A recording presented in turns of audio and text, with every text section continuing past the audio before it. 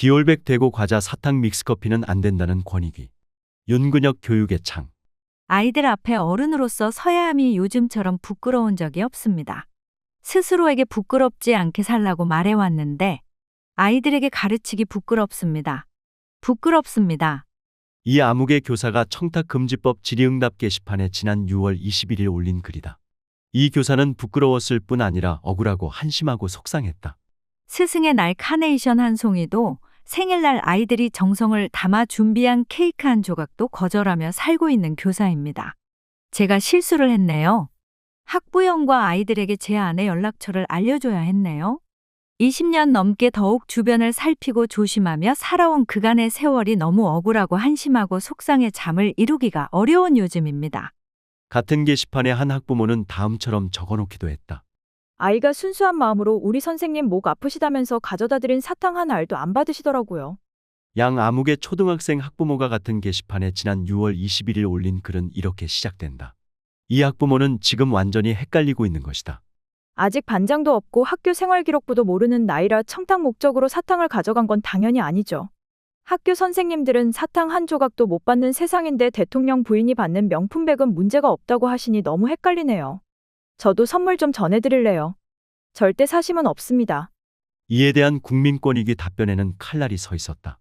국민권익위는 일반적으로 학생에 대한 상시평가 지도 업무를 수행하는 교사와 학생 사이에는 직무 관련성이 인정되므로 원칙적으로 금품 등 수수가 금지된다면서 원활한 직무 수행, 사교 의례의 목적이 인정되기 어려워 학생이 교사에게 금품 등을 제공하는 것은 청탁금지법상 허용될 수 없다고 무자르듯 딱 잘랐다. 아직도 국민권익위의 태도는 서슬이 퍼렇고 답변에는 제법 위험이 서려 있다. 다만 학생의 카네이션 한 송이와 사탕 앞에서만 그렇다는 게 문제다. 국민들은 기억하고 있다. 국민권익위가 지난 6월 10일 저지른 일을. 이 기관은 김건희 여사가 받은 300만 원짜리 디올백에 대해 종결 판정을 내렸다. 직무 관련성을 확인할 수 없기에 공직자 부인인 김건희 여사가 받은 선물의 면죄부가 성립된다는 취지였다. 선물을 준 당사자인 최재영 목사가 청탁성 뇌물이란 사실을 셀프 자백하고 나섰는데도 면죄부 판정을 강행한 것이다. 이러다 보니 국민권익위는 대통령 부인께 300만 원 상당의 엿을 선물해도 문제가 되지 않을까요? 란 질문에 대해 다음처럼 답변할 수밖에 없었을 것이다. 지난 6월 20일 내놓은 답변이다. 청탁금지법은 공직자 등의 직무와 관련이 없는 경우에는 공직자 배우자의 금품 등 수수를 제한하지 않는다. 직무 관련성이 있는 경우에도 예외 사유에 해당하는 경우에는 수수 금지 금품에 해당하지 않는다. 조건이 붙긴 했지만 사실상 엿 수수가 가능하다는 취지의 답변으로 해석된다. 김건희 여사의 경우 300만 원 디올백은 물론 엿을 선물 받아도 큰 문제 없이 종결된다는 얘기로 읽힌다. 이런 답변을 듣고 가장 화가 난 이들은 학생과 학부모, 교사들이 아닐까 싶다. 이들은 학교에서 청탁금지법의 위험을 직접 몸으로 겪었기 때문에 더 그렇다.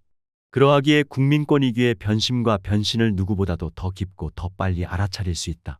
국민권익위 과거엔 어땠는가?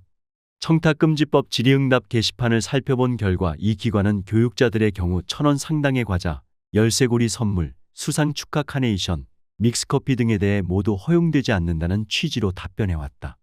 한 교사는 지난 2022년 4월 11일 게시판에 아이에게서 1,000원 상당의 과자를 받았는데 과자를 돌려주는 대신 해당 가격을 주어도 되느냐고 물었다.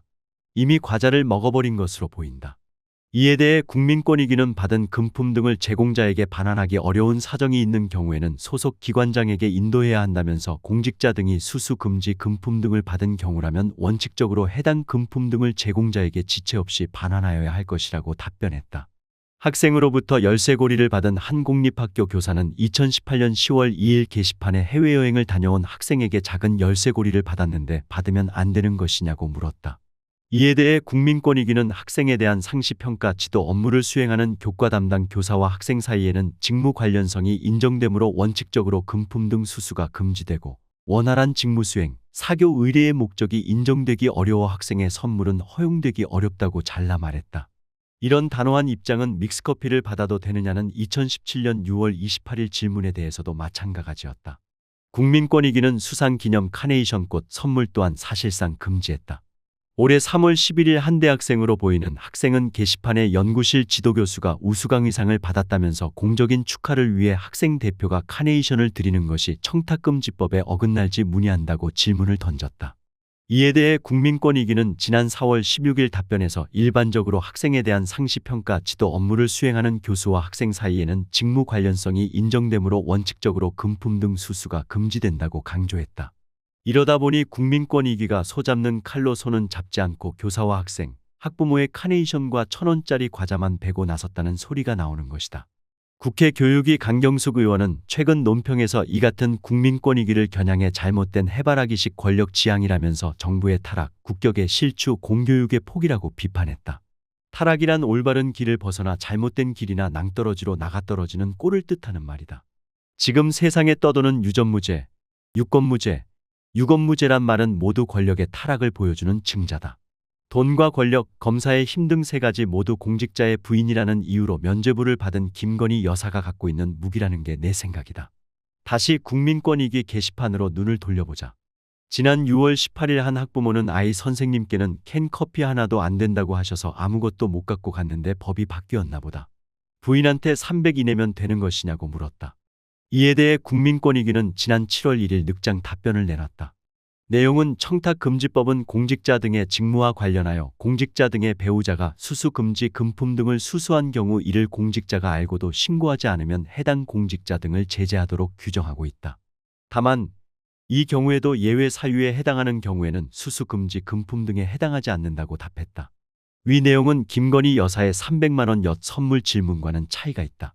청탁금지법은 공직자 등의 직무와 관련이 없는 경우에는 공직자 배우자의 금품 등 수수를 제한하지 않는다는 내용을 쏙 빼놓고 답변을 단 것이다.